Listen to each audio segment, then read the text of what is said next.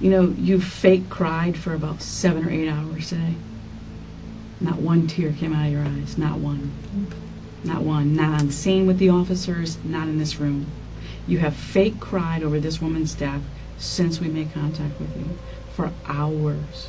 And every single time you fake cried, we wrote it down. Not one tear came out of your eyes. Not one. Nope. Okay? We've been extremely patient with you for a very long time. I am losing my patience at this point because there is not a lick of remorse for what you did to this woman. Not even a little bit. Okay? I'm really starting to believe you wanted her dead. And I'm really starting to believe you planned it, David, because not a lick of remorse. Not even a little. You sat there for the last 2 hours and stared at her picture, and you haven't cried. Not one tear. You're staring at a woman you're telling us you're in love with, and you've done nothing the whole time but close your eyes, huddle up, and protect your own ass. And that's all you've done. You've not shed one tear on that picture. Not one. You claim to love that woman. I would be under the table in a ball if I was in love with that woman and she was dead. I would be inconsolable. I know you think your theatrics and your maybe some drama that you've had in your past was good. It was terrible. The officers on scene didn't believe you, and neither do we. You f***ed up. That's the end of it. You screwed up. You made a mistake, whatever it is. I'm starting to believe it wasn't a mistake. I'm starting to believe that David wanted this chick dead. For whatever you might gain, for control, creative control of the house, so you can direct the build. I don't know what your motivation would be, but I know you stand to benefit.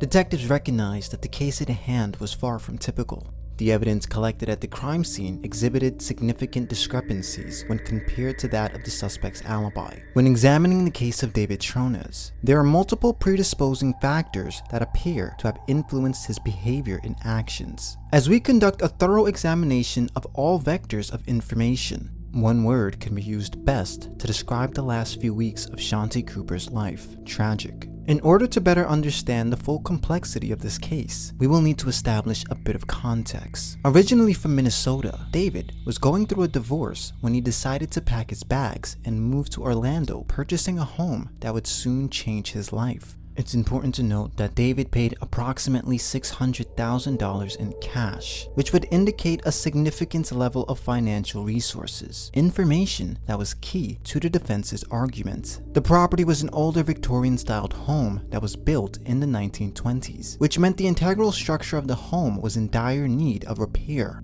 In 2013, David would eventually meet his soon-to-be wife, Shanti Cooper, on a dating app, and the two quickly fell in love. Under the presumption that David inherited a large sum of money, Shanti agreed to move in, assisting in renovating and caring for the property. Shanti Cooper was also going through a divorce of her own and had an 8-year-old son named Jackson, who she shared custody with her ex-husband.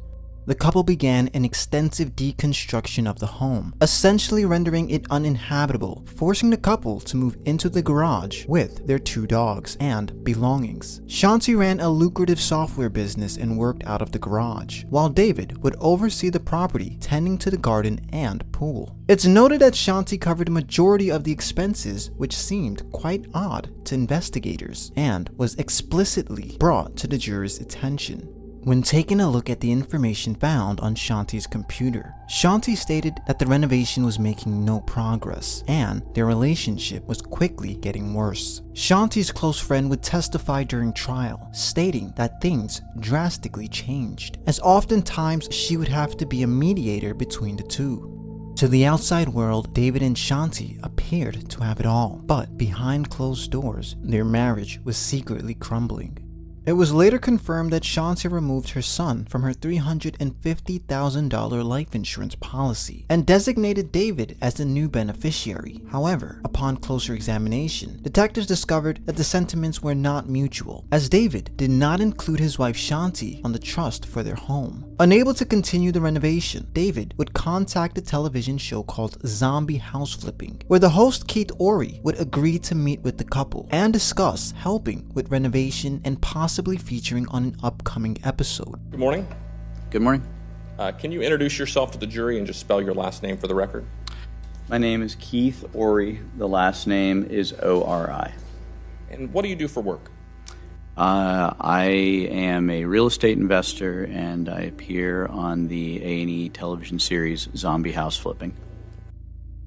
So I received a call from Mr. Tronnes about 6 months after the first time, and I went by the house. I wasn't necessarily expecting very much, but when I walked inside, it was something I hadn't seen before. I don't think very many people get to see. We talk in terms, with respect to renovations, we talk in terms of taking a house down to studs, meaning removing the drywall or plaster and on the interior dividing walls to gain access and move walls around. In Mr. Tronnes' house, the studs had been removed. There were no interior dividing walls at all. In my recollection, there was a partial floor between the first and second floor. There was a little bit of framing, I think, that you could maybe stand on, but you had to use a ladder to get to it, if I remember correctly. Basically, the house was a large, almost like a shoebox, a two-story shoebox, and the alarming part was that not just that the interior dividing walls and supports were removed, but the exterior walls, which are framed. It's a 1920-something house, I think. The exterior framing on the house was largely destroyed by wood-destroying organisms. So it was basically being held up by 2 layers of plaster that had been at some point subsequently applied to the framing on the outside of the house and had created sort of a concrete shell. There were some more discussions. I had some structural engineer friends of mine come over. We walked in the house. They looked around and asked if we could talk outside because they didn't feel safe in the house. So is it fair to say there was actually a concern that the house was not even safe enough to do work on initially? That was expressed, that the house was in a state where it could potentially collapse at any given moment. Now, as it turns out, the house is still standing, and the stucco on the outside of the house is apparently quite rigid. But the structural engineers I employed at the time had some serious concerns. Confined within a garage, Shanti also required to wear a CPAP machine, which friends claimed she was non-compliant. Additionally, Shanti had scheduled an emergency appointment with her dentist, suggesting that Shanti was in pain during this time period, complicating matters further. According to a worker at Club Orlando Athletic Ventures Spa, a worker claimed they witnessed David engaging in an affair with another man on multiple occasions. Further investigations revealed receipts from the business, indicating that David had visited the establishment at least 78 times during their relationship. It remains unclear whether or not Shanti was aware of this information. On April 24th, 2018, at approximately 3:50 p.m., David would make a harrowing 911 call, claiming that he found his wife Shanti in their bathtub unresponsive.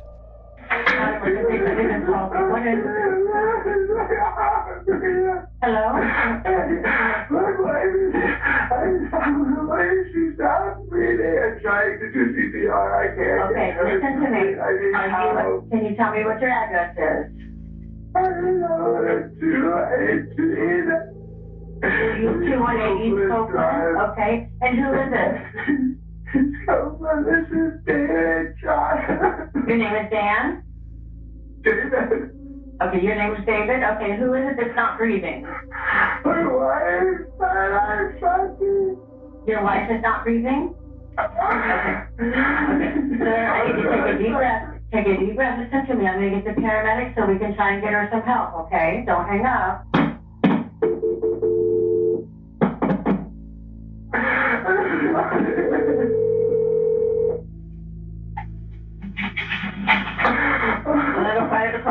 Okay, with the medical, we're also going. Another fire department.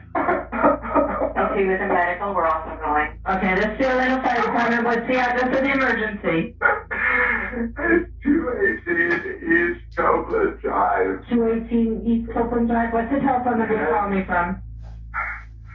This is 407 704. It's the house line. Tell me exactly what happened.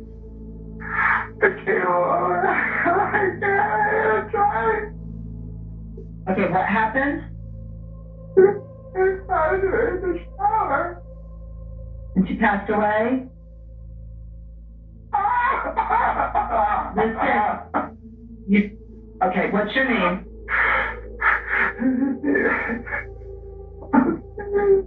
Okay, are you with her right now? Yes. How old is she? 39. How old? 39. Okay, is she awake right now? No. Is she breathing? I can't wake her up. I can't wake her up. Okay, listen. Is she breathing? No, I tried to do CPR. I can't get her to breathe. Okay, can you get her out of the shower? I can't. I pulled her out. Okay, is she laying flat on her back? Yes. Okay, Yes. and you don't know what happened or when anything happened? Oh. Okay. Is there a defibrillator available? Oh, what? Is there a defibrillator available? No. Okay. No. We can do CPR. Okay. Okay. We can do CPR on her until the paramedics get there. Okay. Okay. All right. I want you to lay her flat on her back, okay? And tilt her head back.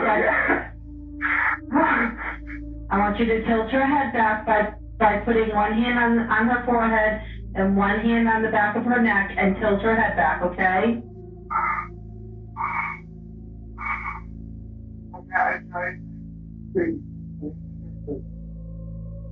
Okay.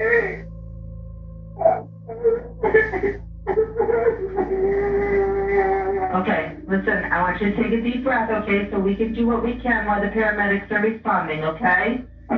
Okay.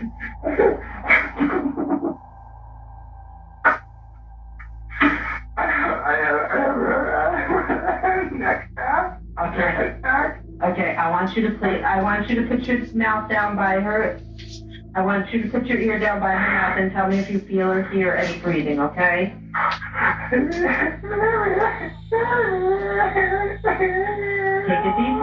Take a deep breath. I have help responding to your emergency, okay? She has blood. She is not breathing. She is not breathing. She is not breathing? Okay. Okay, I want you to put the heel of your hand on the center of the chest. Okay, right between the nipples, okay? Put your other hand on top for that. Yeah. Okay. Yeah. I want you to pump her chest hard and fast, at least twice per second.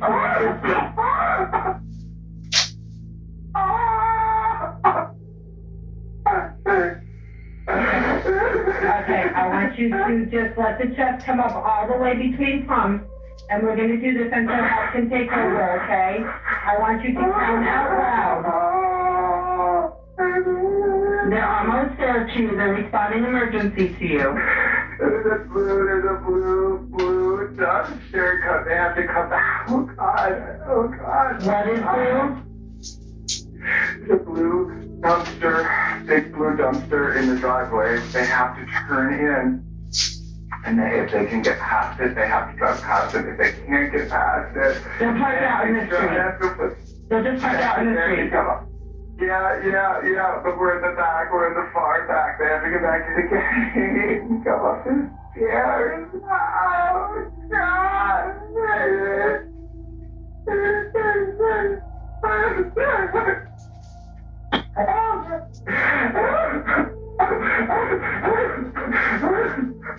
There's water. There's water. Are there any animals or anything in the house? They're downstairs. They're in their kennel. Okay. They need to come up the stairs. I did tell them they need to come up the stairs, okay? I want you, when you hear them coming in, when you hear them come in, I want you to call them, okay?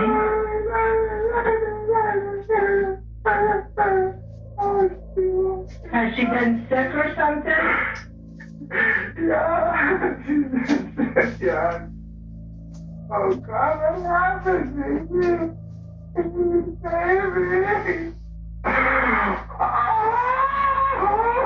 Okay, the paramedics are on the property, okay? I'm gonna stay on the phone with you until you're right with them.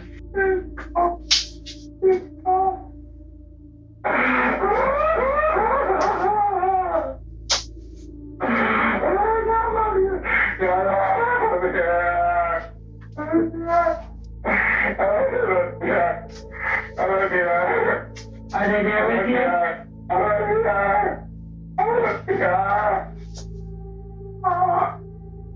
While David claimed that Shanti was entirely submerged, initial responders noted an absence of moisture on Shanti and the surrounding area in the bathroom, directly contradicting his account. Though David claimed it was a freak accident, paramedics noted significant injuries inconsistent with the fall. Medical examiners would conclude that Shanti succumbed to severe blunt force trauma and strangulation. Upon searching the residence, investigators made a significant discovery. Blood was detected on the wooden slats beneath the bed.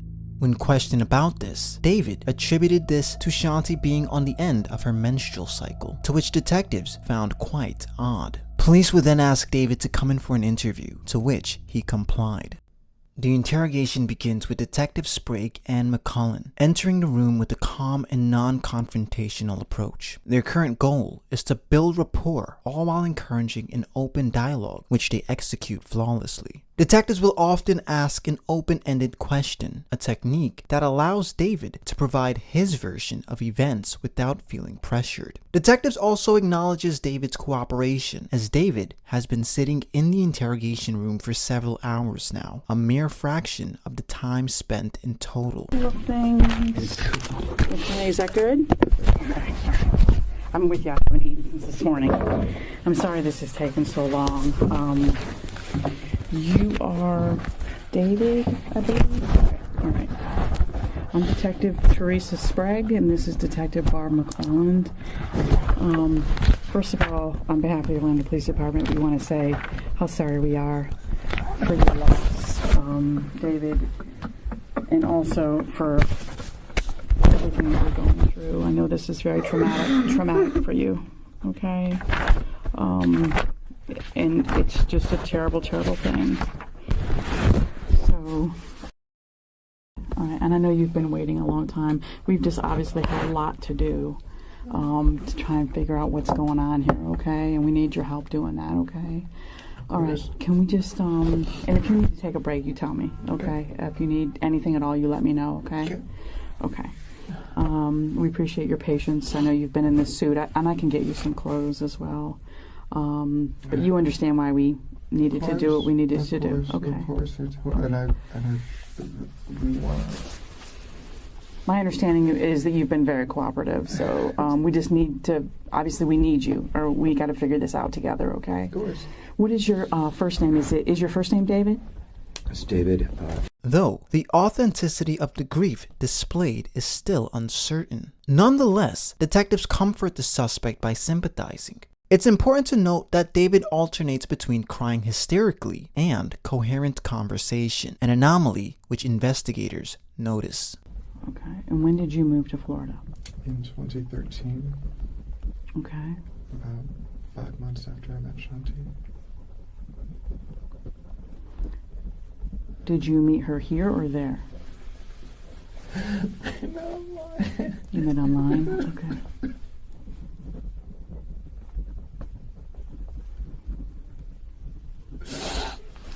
I'm sorry. Take your time.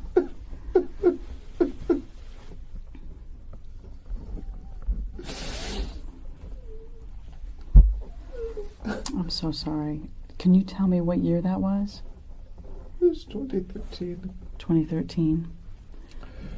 is when you met online? Yeah. Okay.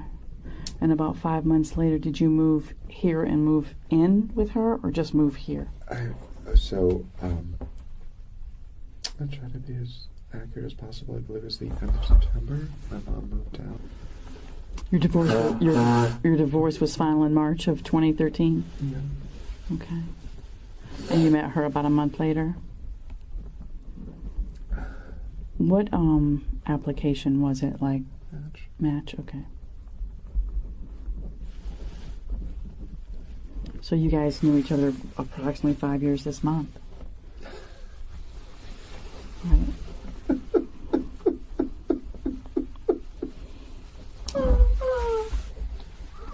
The detective leans over to examine whether or not David is actually crying. That's because the evidence found at the crime scene would portray an entirely different story, a story that detectives have already seemed to piece together. So, they allow the suspect to grieve uninterrupted before confronting him. He's doing so good. He's doing so good. It was such a good weekend.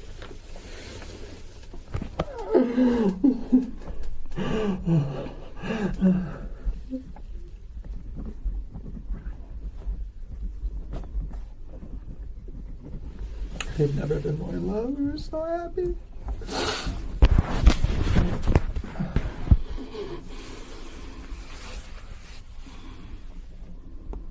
Okay. Obviously, we don't know what happened in your home today, okay? We don't know what happened to Shanti yet. We know you called us, which is good, okay? And we know that obviously she's lost her life, okay? So we do need to, you're not under arrest, okay? I want you to understand that, okay? But we do need to read you your rights because you are in a police department with 2 detectives in this room and you've been here for quite some time, okay? And I want you to understand that. We're just trying to figure out what happened to her, okay? And so it's our job to do that, obviously, and we want to give you answers, her son answers. I mean, her family deserves that. Would you agree? Okay, okay. So if you don't, I know you've probably never been through anything like this in your life, okay? And I'm going to help you get through it. So if you have questions, you want to stop me, please do so, okay? But I do need you to understand your rights before we ask you about anything that happened in that home today, okay? All right.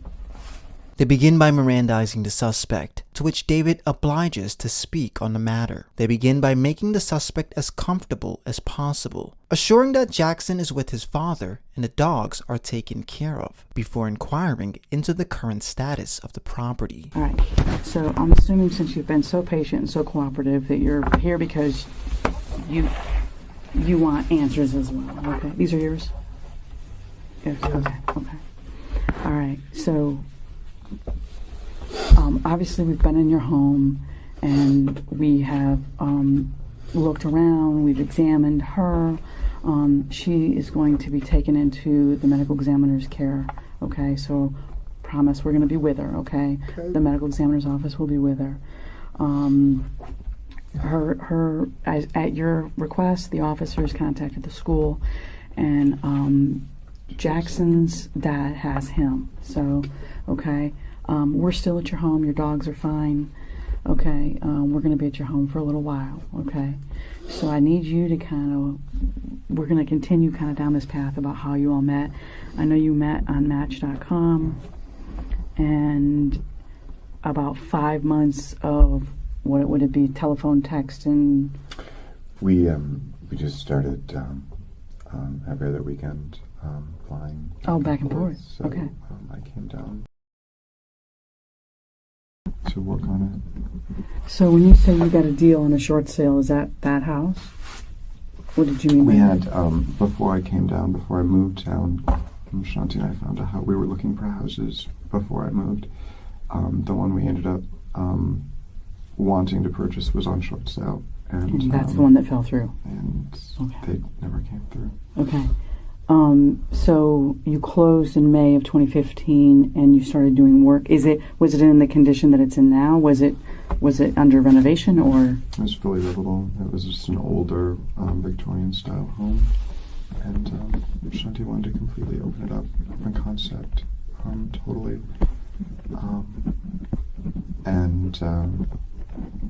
Completely do it. And we weren't sure what we were going to do, but as we got into it, we found more and more issues. We had to, kind of keep going. It would have been difficult to renovate on top of some of the termite damage and water damage and that type of thing. So it was completely livable. So in its condition now, you guys have almost completely gutted it down to the studs, pretty much.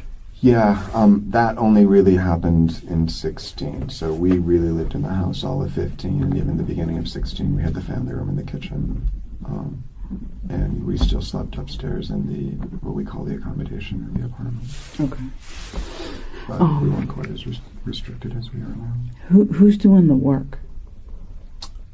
So I pulled the permit, and I'm basically the general contractor for the project. I'm hiring subcontractors, and I hired a consultant to help us do that, who's more familiar with the he's a GC himself, but because I have the permit, he's acting in a little bit different role. And who is that? His name is Keith Ori, O-R-I. Keith Ori? Yeah. And what's the name of his business, if he has one?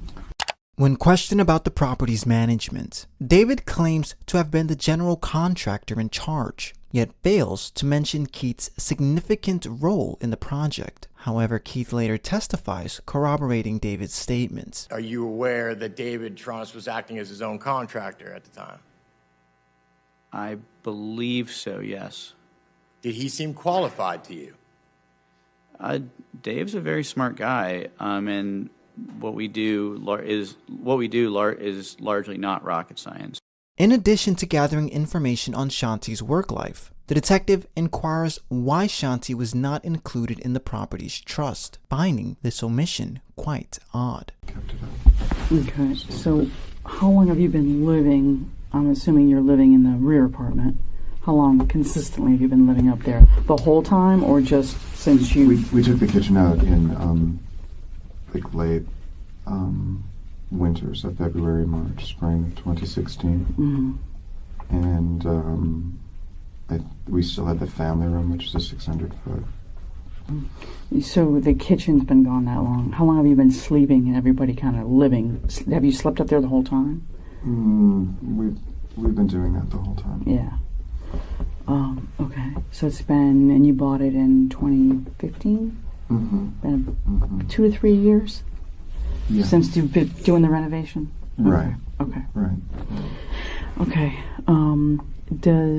What does Shanti do? What does she do for a living?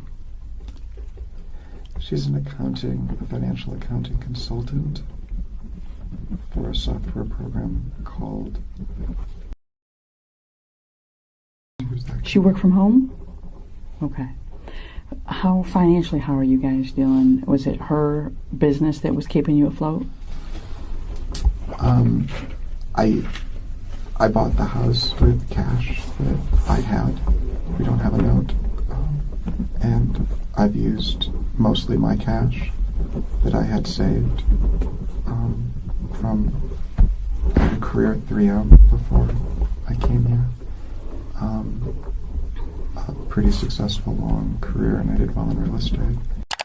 The detective asks a very important question: whether or not Shanti's business was the main source of income after moving in together. Though David does not outright deny this question, he states he bought his home in cash, implying that he was financially stable. Forensic financial analyst would claim a different story, stating that Shanti was providing a significant amount of money throughout their marriage. Good afternoon. Afternoon. Can you introduce yourself to the jury and spell your last name for the record? My name's Adam Frank, F-R-A-N-K. And where do you work? The name of my firm is MDD Forensic Accountants, and I work in the Orlando office. And what is your job title? I'm a senior manager.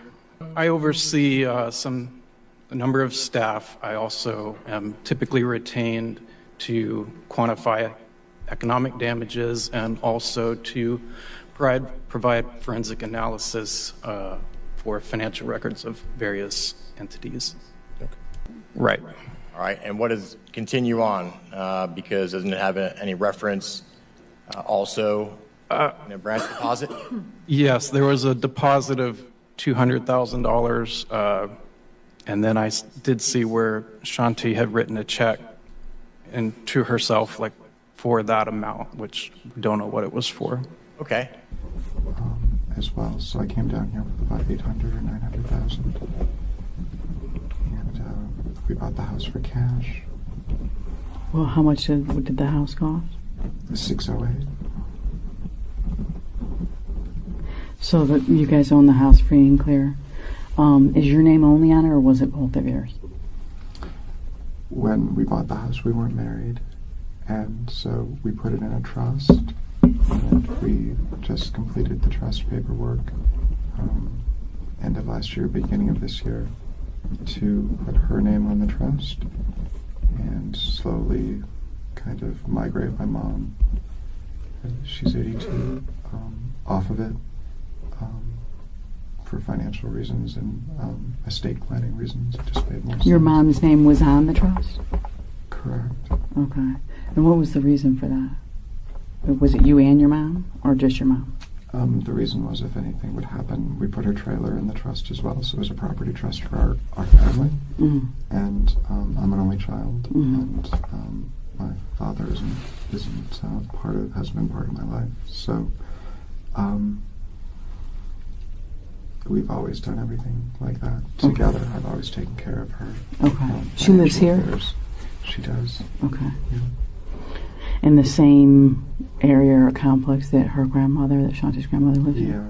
Okay. Yeah, it's called Gulfstream Harbor. Gulfstream Harbor. Hoffner and Old Goldenrod. Okay. So you started to put Shanti's name on the home at the end of last year, beginning of this year. Was that process completed or no? The detective asks a very specific question, but David's answer remains non-specific, yet another glaring red flag in interrogations. Though Shanti removed her only son as a beneficiary for her life insurance policy, Shanti was never put on the trust for their home. The next segment illustrates another example of sudden shift in behavior, as David transitions from frantically crying to having a coherent conversation in an instant. I'm sorry, I can't talk about it. That's fine. And that's very normal, David. That's very normal. Because you're not going to process this for a really long time. So I know it feels like a really bad dream. We, Keith also does, our lives are busy. I'm so sorry. I know you're asking simple questions, but Keith does a TV show, a home improvement. Keith, the guy you mentioned, Ori? Okay. It's called Zombie House Flipping. And in March, he asked us to be on the show. So this is the first middle of the month slow period. She's felt well enough to really enjoy herself. And the break we had to take because of the show was perfect because she was so sick for most of March that she wouldn't have wanted people around anyway. It just seemed like everything was coming together, and she has been anxious to get the house done, but she also wanted to be on the show really bad and do it up. So it just felt like the first time in a while that all the stars had really aligned. Yeah. When you said she hasn't been able to have sex since the surgery, and so the first time you tried was Saturday night, was it fair to say that went smoothly, it was fine, or did not work, did not happen for her? It went well for her, and we tried again the next day, and it went even better for her, and she felt like she had the first. She worked so hard. Yeah, so much pain. She wasn't experiencing pain? She just felt like she had the first release and, just like relaxing, moment in months and months, and that made me feel good because I felt like, that's, I'm fulfilling my role, and we just came together. So you had sex Saturday and Sunday, and there's no issues as far as... She was at the end of her period, and there, it was messy. It was very messy. Other than that, that was... What do you mean messy? She was still bleeding. Okay. So are you saying that blood is got somewhere? I understand the gravity of the question, and at the same time, it did get on the bedspread, and it did get on the side of the bed.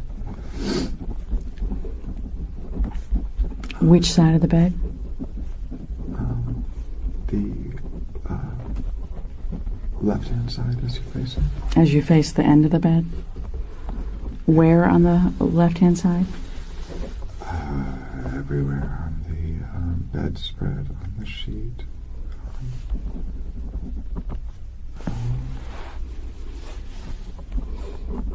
So, is there something covering that up now, or no? We changed the sheets. You changed the sheets? Okay. And what day was that? On Monday after Jackson went to school.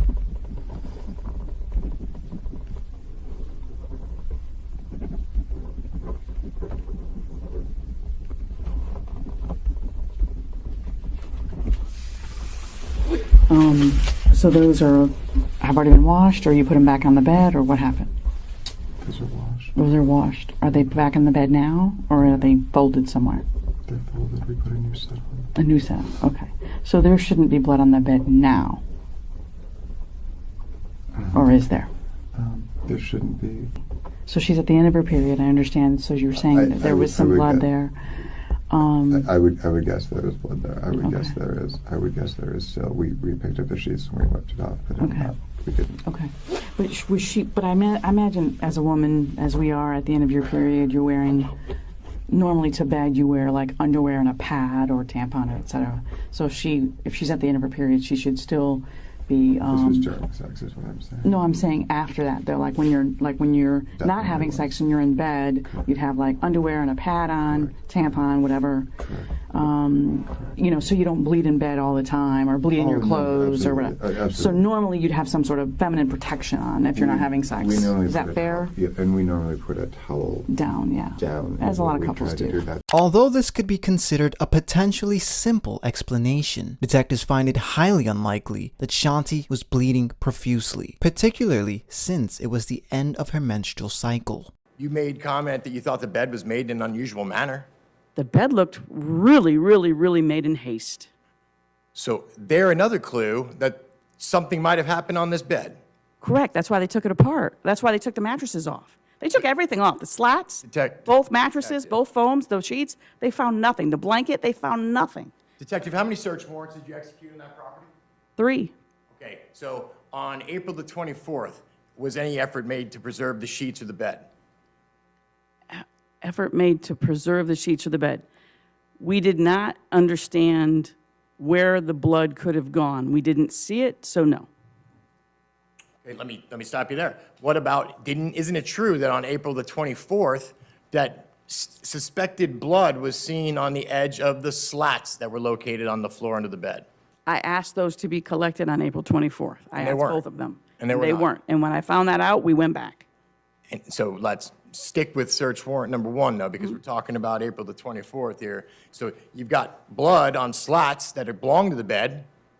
That are under the bed on the floor. They weren't connected to the other slats. They belong to this bed. They're a piece of the bed. There are other slats that make up this bed that are still attached. Yeah, these had broken away, and they were on the floor, and they had tinged blood on them. My very first comment to CSI Crosby before we even left to go write the search warrant, that looks like blood to me. Figure out how it got there. So you already knew that there was blood on the bed? Under the bed, on those slats. And then you got information from David Tronnes about bloody sheets that you thought was odd. He said there was blood everywhere, because I didn't even ask him on the bed. I said, are you trying to tell me there's blood somewhere? He said, there's blood everywhere.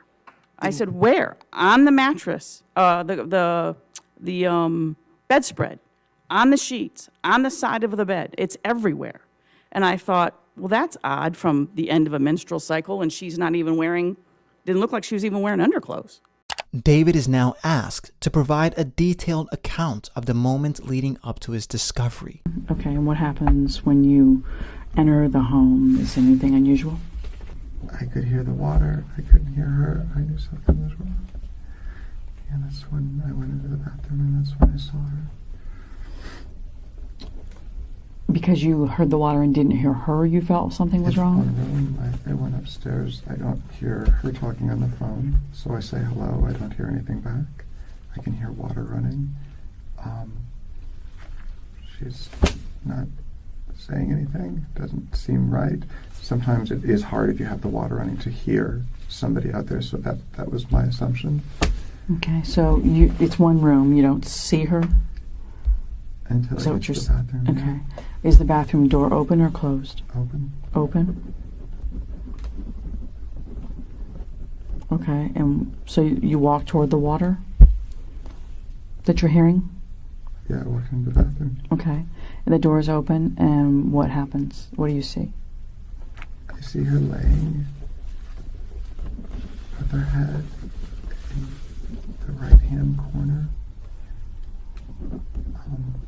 The water is running, but I don't think the drain is closed, because if it was, it would be going over, right?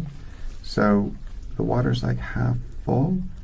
She's submerged partially, but she's also partially not submerged, and one of her legs is kind of sticking up and out a little bit, and it's just extremely awful, and it doesn't look natural. Obviously she fell or something happened, and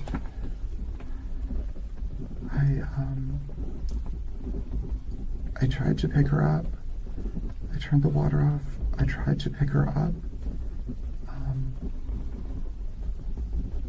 She's stiff. She's stiff? It's hard to pick her up. She's not.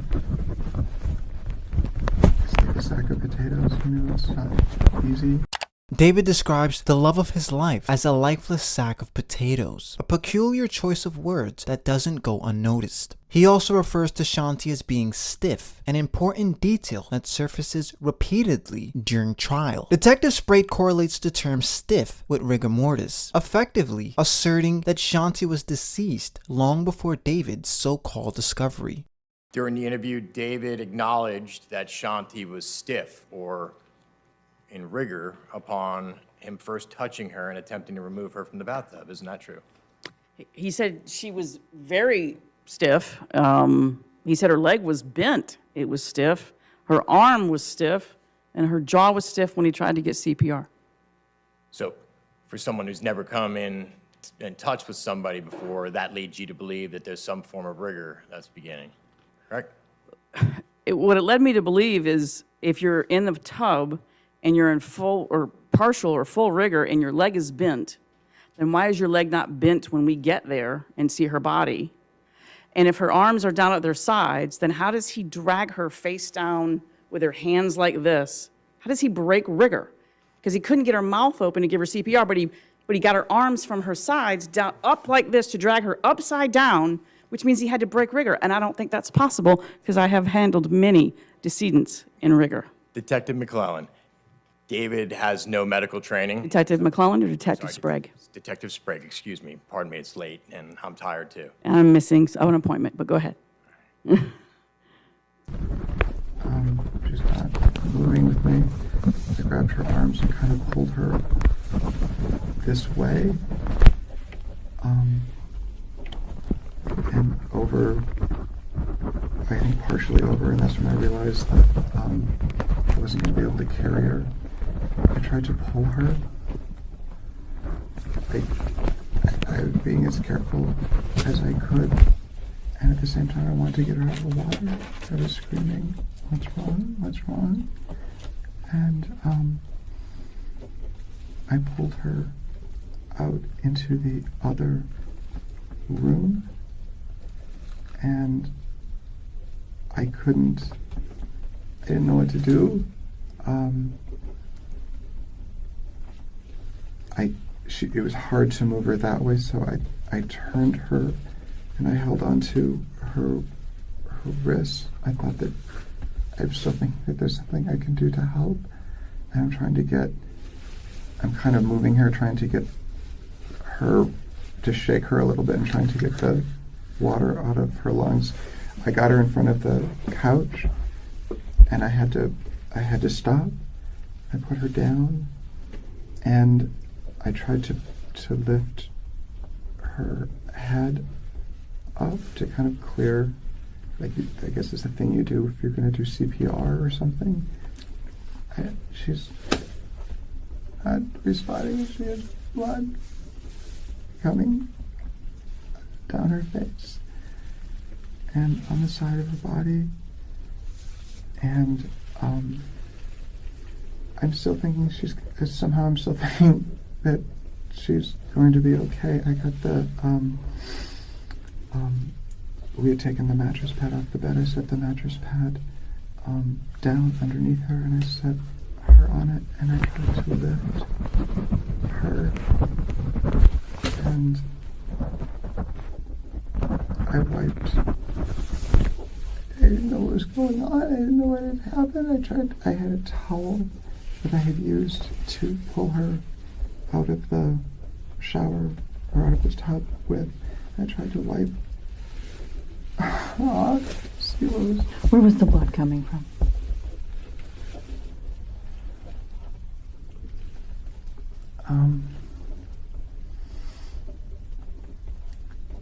The left side of her face, here, on her cheekbone. Is that the right side?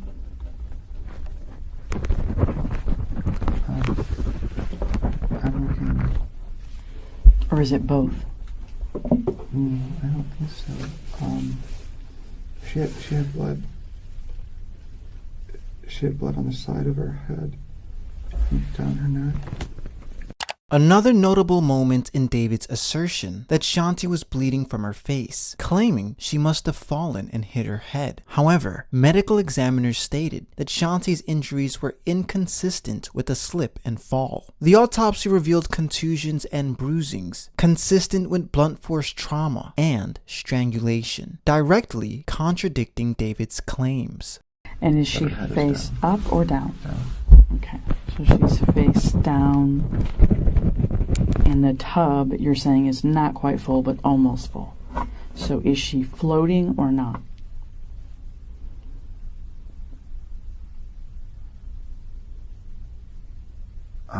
She is sticking out in the back, very awkwardly. It doesn't look like she's floating. It doesn't look like she's floating now. Because if you think about it, that level of water, if she were floating, she'd be she's down. Is she submerged? Yeah. She's submerged. So she's Her, underwater? Most of her is submerged. Most of her head and neck are submerged. And at that point, it's a little crazy. I went to grab her. So you said her head and neck is submerged under the water, and so that would mean her shoulders, breasts, stomach are also under? Or no? Mostly. Mostly. What part of her was not underwater? She was on her side a little bit, and I would say it would have looked like her right side was not as far underwater as her left. But not on her head and neck, on her torso, more like her shoulder, and her arm on the right-hand side are sticking up a little bit more. But her head is pretty much down. Okay, so torso and arm is out of the water or a little bit more out? than the rest of her body. Okay, and where are her legs?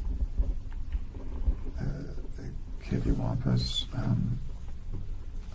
The right leg is like down, but it's bent, and the left leg is doing something kind of similar, but it's kind of the other direction. They're not straight. Okay. At that point. Are they in the tub? Mostly. Mostly. But I think her, at least part of her feet and maybe her calf are sticking out. And where are they lying? The right-hand one is within the confines of the tub. The left-hand one is kind of over the edge of the tub. Left foot? Yeah.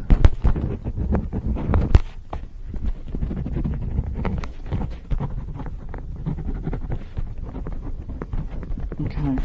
Is she naked at this point or no? No. What is she wearing? She's wearing the same thing she has on. That's what she had on last night. Do you recall what that is? Black pair of shorts and a black tank top. Black pair of shorts and a black tank? Yeah. Are those her sleeping clothes, David? Not usually. Usually she wears a nightie. Okay. So what type of clothing is that for her? Is it like a... First thing in the morning or last thing at night kind of thing, just around the house. But not really in bed. But not really Working in at bed. home, no one's around. Did she have that on when she came down to smoke a cigarette? Yes. Yes? Okay. So when you saw her last, she was wearing the same clothing?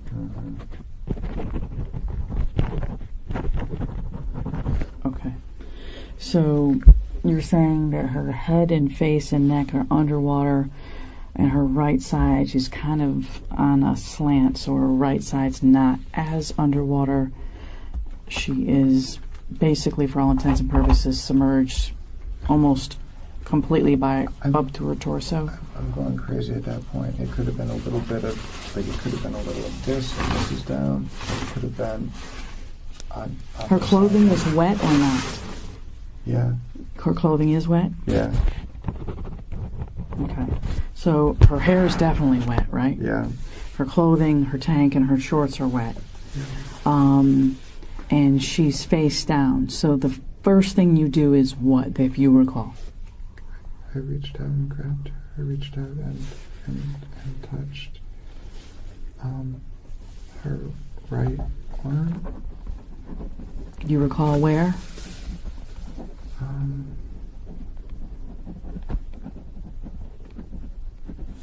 Close to the shoulder, because I can't remember if it's sleeveless or low sleeve, but it's just, I tried to, she's looking the other way, and I'm saying her name, and I'm trying to pull her over, I'm trying to Okay, see so her. you're trying to turn her on her back? Well, she's underwater, and she's looking that way down. I'm trying, just the first instinct to try to pull her Pull her over? out and over, yeah. Okay.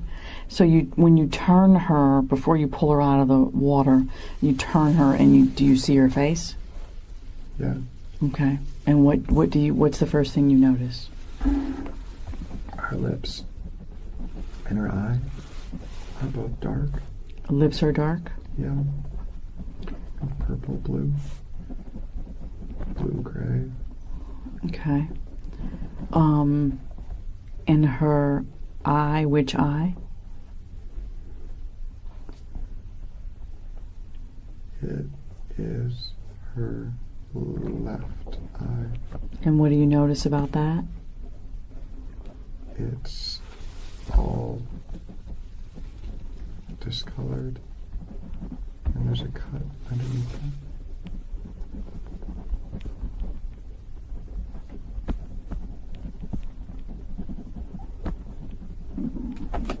Okay. There was some blood that was on her leg, in the back, but it didn't look, it wasn't. Do you have another pen, Barb? No.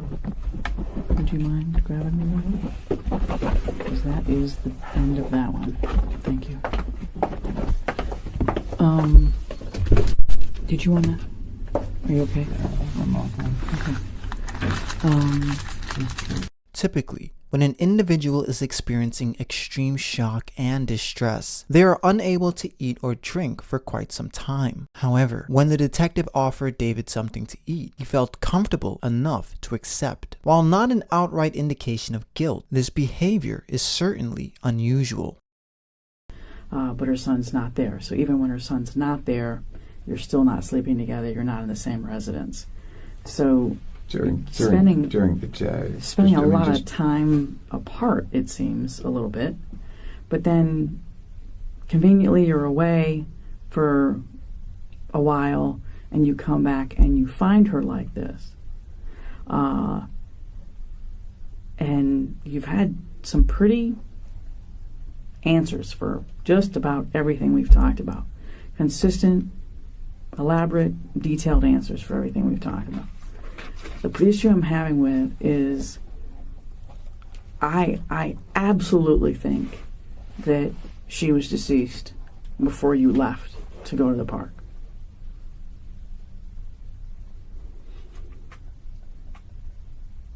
And I think whatever happened to her happened before you went to the park. Okay? Do you know how long it takes someone to get stiff? I don't. Okay, I do. Do you know how long it takes for blood to pool when you die? No, I don't. I do. We're also very well trained in what injuries look like perimortem, mortem, and postmortem. Sure. Okay? So her body's not lying to us. Of course not. And neither are her injuries. Okay? So I think that you've told us a significant amount of information. You've been very cooperative. But I also think that you've left some stuff out. Wow. And I think you've left some stuff out that is maybe something got out of hand, maybe you didn't mean for it to happen, maybe you got upset, but there's something that happened between the two of you before you left that house. Because she was deceased, or on her way to being deceased, before you left that house. And she had been deceased while you were gone. And when you came back and found her, it's pretty evident that she was deceased. Yeah. Cold, stiff, Yeah. significant swelling, Yeah. and a lot of bloating. Agreed. Okay? So whatever happened between 7 and 9:30 to 9:45 is where I need you to be significantly more honest. Now, if there's an explanation, I want to hear it. I told you everything. But you've left out something, David, because this woman has significant injuries. Okay, this is not from a fall. So I need you to explain to me and Detective McClelland what happened this morning before you left to take the dogs. It was exactly as I stated. I haven't left one thing out. Okay. Did you two argue? No, absolutely not. Did you fight? Absolutely not. Okay. Did you harm Shanti in any way? Absolutely not. Did you choke her? Absolutely not. Did you strangle her? Without question, no. Did you beat her? No. Did you hit her with anything? Absolutely not. Okay. Do you have injuries I do not. anywhere? Did they photograph you, I assume? They did. Okay. Do you know if they photographed your chest or with or without clothes? Or both? They photographed with clothes. Do you have any injuries that, in my mind as an investigator, I would consider someone fighting for their life? No. Someone trying to harm you to save their own life? Absolutely not. Would you mind showing me your chest and back? Sure. I don't need to see anything else, just your Sure. chest, back, and arms. Sure. My suggestion to you that there could be a plausible explanation for this, for whatever happened between the two of you. You're saying still nothing happened between the two of you. Absolutely not. Okay. Would you mind, just for me to be able to say David is a perfect gentleman and is in the clear and did not harm his wife, would you mind taking a polygraph and proving that to us? Absolutely. Okay. Would that be a possibility? Yeah. Okay. All right. Would you like a break for a little bit and then we can organize that? Do you need to use the restroom? How long does it take? We happen to have a polygraph examiner in the room. Okay. Okay. Good. How long? So not long is what you're saying? No. Do you want a break though? Just like the restroom, eat. Maybe I should. I'll get you another water. Sure. The boss is over here on that. I don't know, but Gotcha. she'll fill me in. Gotcha. Okay. Yeah. And then I'll feel better, and I think a weight will be lifted off of you as far as any sort of cloud of suspicion. Yeah. Okay. Yeah. All right. And you understand why we asked those questions, David? I do, and I hope you appreciate there's a complete openness. I have no defense. I don't think that you. I mean, I think you're trying to do everything you can to help. To the degree that I was happy to go through the issues that we've had. I was happy to lay those out there. It's not. No relationship is perfect. Where's your wedding ring? Pardon me? Where's your wedding ring? Mine? Mm-hmm. It's right here. And why is it on that hand? I'm curious. After we both scaled back, we both lost a significant amount of weight, and in the pool, it will slip off of this. In the pool, it slips off your finger? I mean, completely off the finger, yeah. Uh-huh. It's barely on this one. Wow. So you either just switched it? Either I need to resize, or I need to gain weight. Gain a couple pounds back to get to where I was when I originally got it. I was just curious. But, I didn't know if that was your wedding ring or not, because it was on that hand. It is. I never take it. It's just loose. Okay. While David attempts to maintain his innocence, the inconsistencies in his story and his calm demeanor under pressure suggests possible deception. This tactic employed by detectives are designed to reveal inconsistencies and apply psychological pressure. We also notice David's intonation never changes throughout the interrogation, even when being confronted, an anomaly that is quite unusual with an innocent subject. Detectives decide to leave the room and approach with a more aggressive styled manner. She didn't stick her foot in the shower and slip. That didn't happen. If she did, she would have fell backwards. And you didn't find her at 3 o'clock. That didn't happen. I don't know that. You don't know that? Common sense would tell you if you pull a woman soaking wet out of a tub at 3 o'clock and call the police within 6 minutes, then everything will be soaking wet when the police arrive within 3 minutes of that. Yeah. That's common sense. So how did everything dry up? That's our question. 'Cause it she happened- wasn't pulled out at 3 o'clock. It didn't happen.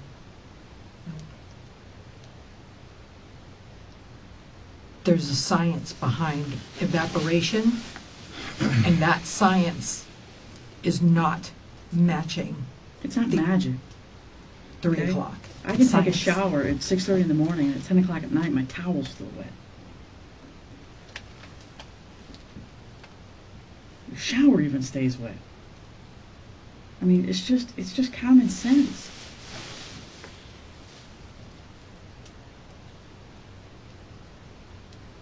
The water was definitely filled up to where you said, but not at 3 o'clock. That's the sliver of truth.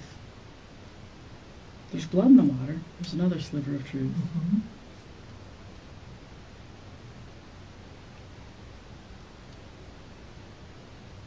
I know you think you thought of everything, but you didn't. I don't think I thought of everything. I've told you over and over. I don't know. You do know. You have to stop saying you don't know, because you do know. You do, David. You do know. You know exactly what happened, because it was only you and her there. There was nobody else there.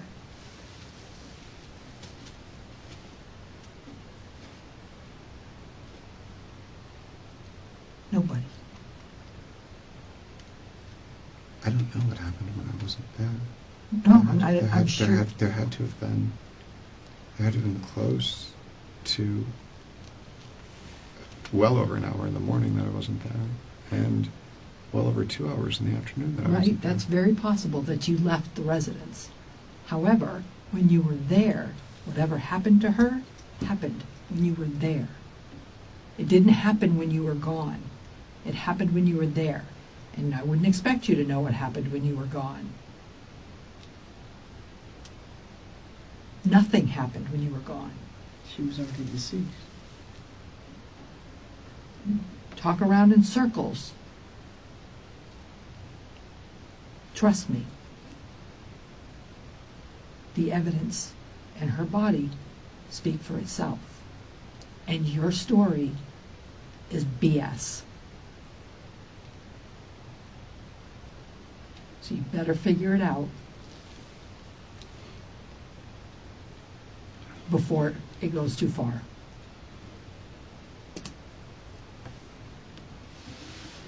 Because I'm telling you right now, nobody is going to believe that. Nobody. If you maintain that, you're going to look like a fool.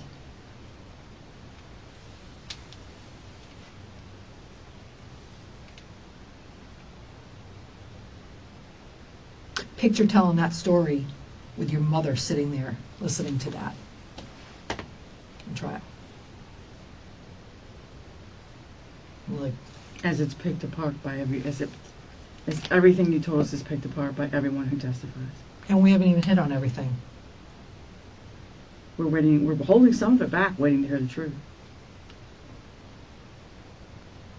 And we haven't even got the medical examiner's findings from the strangulation and all the things that go along with that. It's science. It's not guessing. It's medical science. Plus everything we've done at your home tonight. We're still there. The suspect most likely realizes that his story does not make any logical sense and does the most reasonable thing, which is remain silent. David's kinesics also speaks volume as he remains hidden under his blankets and his head is down. This BS about 3 o'clock in tubs, and it's crap. It's crap. You know it's crap. It's a crappy story.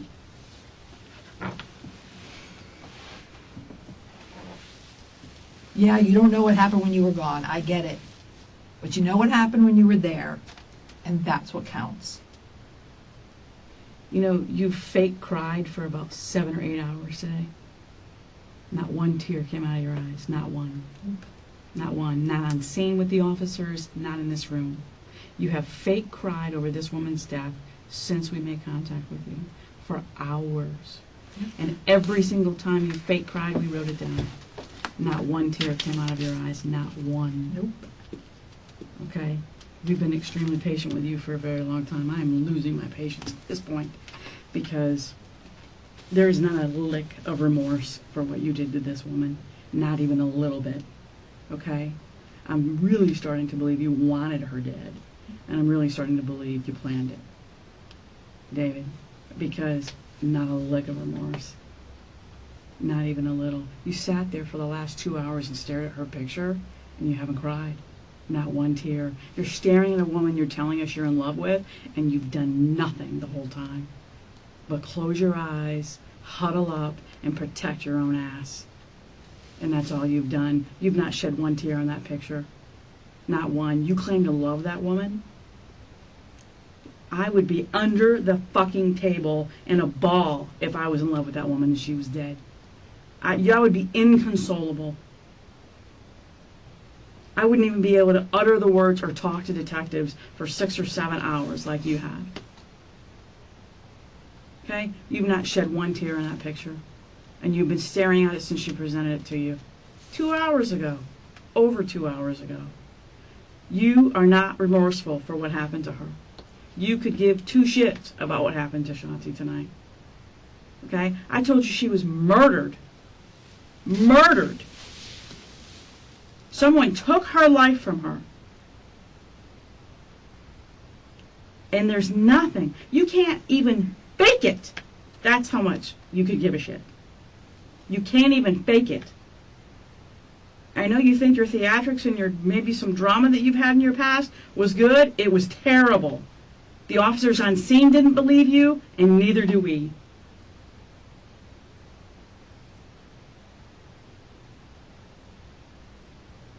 You fucked up. That's the end of it. You screwed up. You made a mistake, whatever it is. I'm starting to believe it wasn't a mistake. I'm starting to believe that David wanted this chick dead. For whatever you might gain, for control, creative control of the house, so you can direct the build. I don't know what your motivation would be. But I know you stand to benefit. I know that the show that's going to happen is now yours.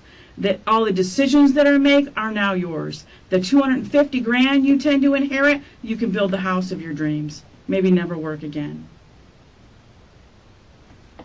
I know there's motivation. Is it the accurate motivation? Maybe not. Is it what I'm going to paint you as? Probably.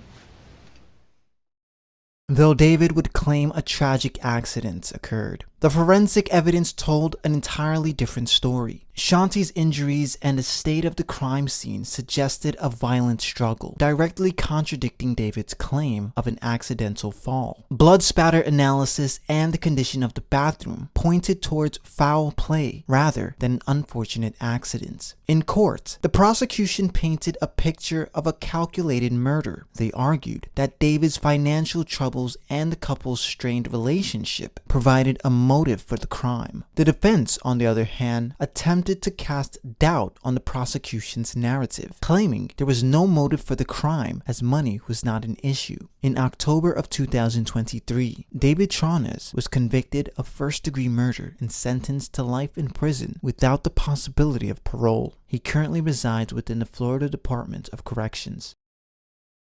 And my understanding, you go first. Jackson. Go ahead, Jackson. Just direct your comments to the court. Your Honor, my mom was the best person I ever knew.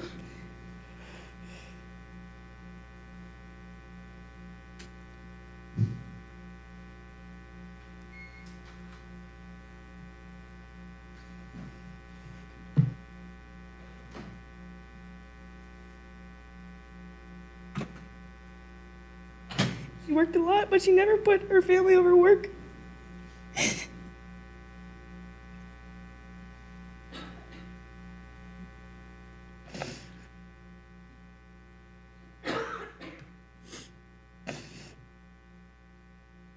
Jackson, take your time.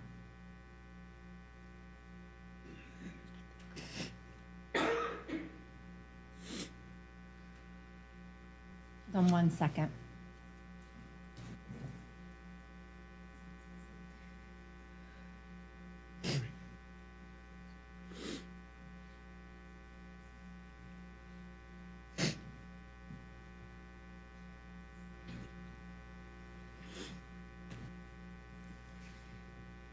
Early 2018, she was taken from me and my family.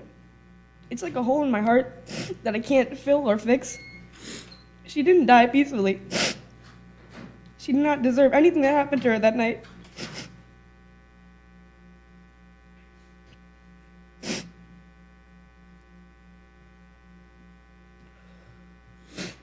My family and I have been waiting for about 5 years for justice. I miss her so much. I would have never thought the day before was the last time I would see my mother alive. I miss the times where we would go to Universal, or just the simple times, like walking the dogs or going to the park. She was the best mom I could ever ask for. That's it. Defense, any questions? No, Your Honor. Thank you, Jackson.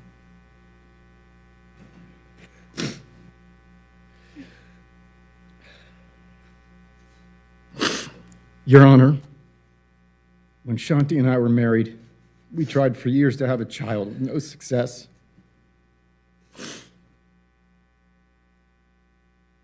It was an extremely difficult time for us, and we were about to give up when we got the wonderful news in early 2009.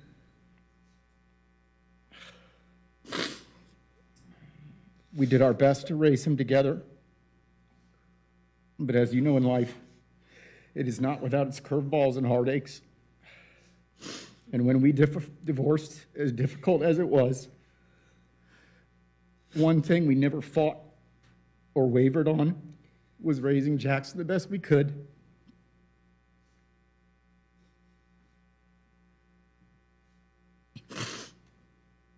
He's tall like his dad, but he got his brains, his compassion, and his outlook on life from his mother. And her and I moved forward and continued raising a wonderful son. When this parasite came into our lives, he took something from us, and most importantly from Jackson. And what he took is not replaceable. It is something that I struggle with every day. He lost a good parent.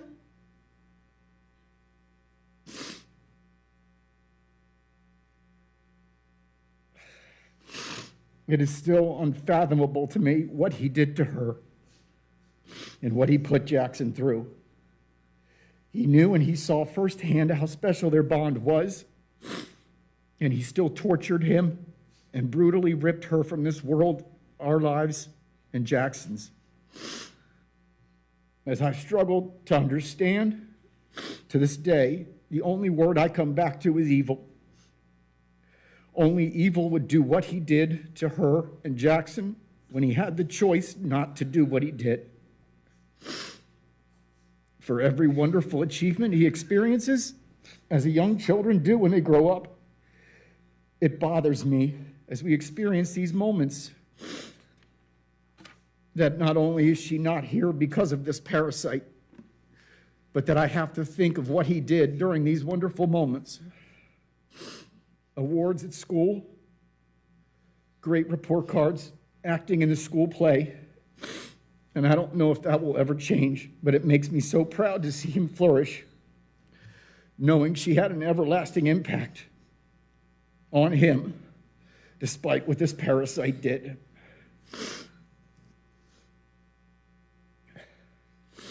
After today, her name will be spoken every day by someone who knew her and loved her.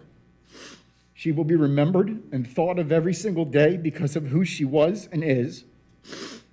People will know her, will look at him and know she is inside him and smile. And because of all this, she will never be forgotten, and she will always be with us.